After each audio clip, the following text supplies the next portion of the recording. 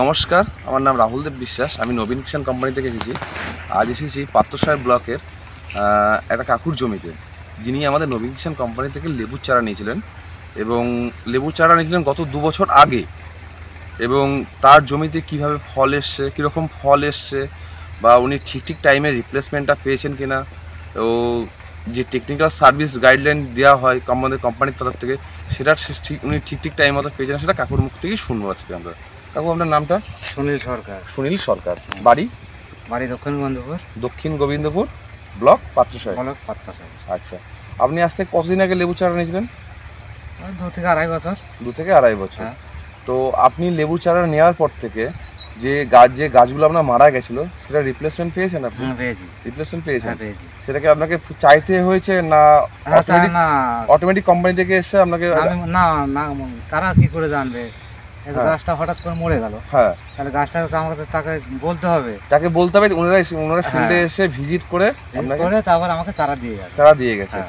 আচ্ছা, যে আপনাকে গাছ নেওয়ার সময় যে বলেছিল যে আপনার ঠিক টাইম মতো সার্ভিস দেবে, আপনার জমিতে এসে ভিজিট করবে, সেটা কি করেছে? হ্যাঁ, করেছে। সেটা করেছে।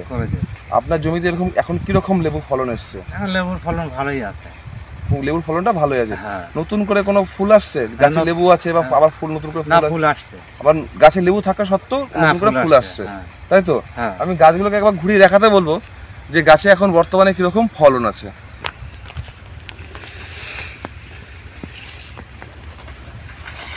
দেখো,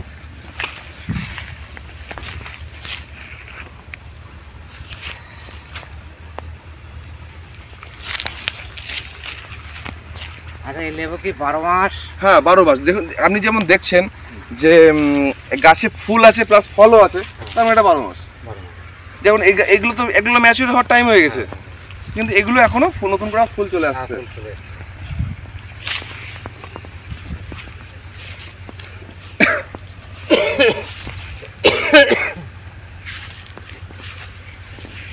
এই লেবু সব পেকে যাবে, পাকাগুলো কালকে ভেঙে দেবো। এগুলো সব লেবুগুলো যে পেকে গেলে কালকে ভেঙে দেবেন, তাই তো?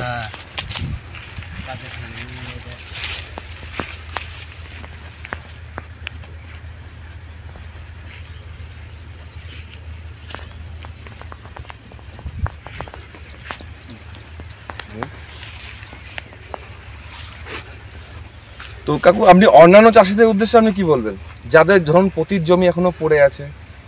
তাদেরকে বলবো যে তোমরাও চাষ করো। তাদেরকে চাষ করতে বলবেন। আমার পাশে যেমন 3টে খাদি পড়ে আছে, এরা যদি চাষ করে, তাহলে ওদের দেখা থেকে আমার দেখা থেকে ওরা চাষ করলো, ওদেরও লাগলো ভালো, আমারও ভালো লাগলো। আচ্ছা, মানে আপনি নিজে ইনকাম করছেন সঙ্গে, ওদেরকে বলছেন যে আপনারাও করুন, আপনারাও ইনকামটা করুন।